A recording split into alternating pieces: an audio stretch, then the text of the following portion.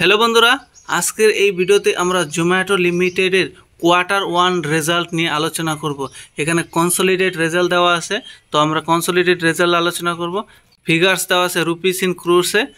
এটা গত বছরের জুন কোয়ার্টারের রেজাল্ট, এটা গত কোয়ার্টারের রেজাল্ট এবং এটা 2024-এর জুন কোয়ার্টারের রেজাল্ট, অর্থাৎ সিকোয়েন্স এবং ফিগার সবই ঠিকঠাক আছে। এবার আমরা কোম্পানির রেভিনিউ ফ্রম অপারেশন দেখব। টোটালে কত রেভিনিউ করেছে।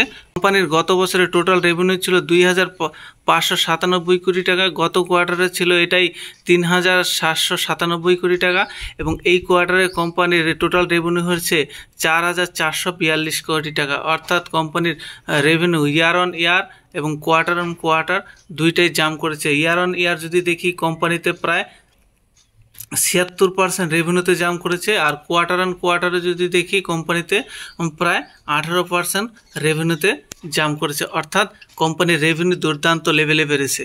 এবার আমরা কোম্পানির টোটাল এক্সপেন্স অর্থাৎ খরচা দেখব যে এত টাকা রেভিনিউ জেনারেট করার জন্য কোম্পানি কত টাকা খরচা করেছে। কোম্পানি গত বছর খরচা করেছিল 2,612 কোটি টাকা, গত কোয়ার্টারে খরচা করেছিল 2,336 কোটি টাকা এবং এই কোয়ার্টারে কোম্পানি খরচ করেছে 4,203 কোটি টাকা। অর্থাৎ খরচাটাও ইয়ার অন ইয়ার এবং কোয়ার্টার অন কোয়ার্টার দুই দিকেই বেড়েছে সমান তালে তালে।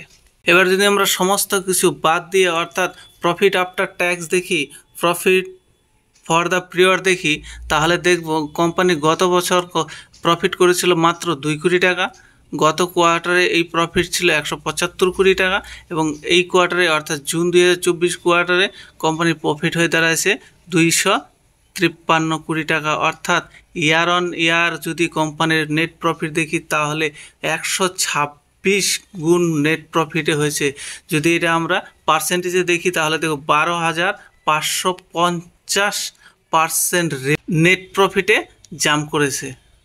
একটা বিশাল বড় জাম্প নেট প্রফিটে করেছে জোম্যাটো।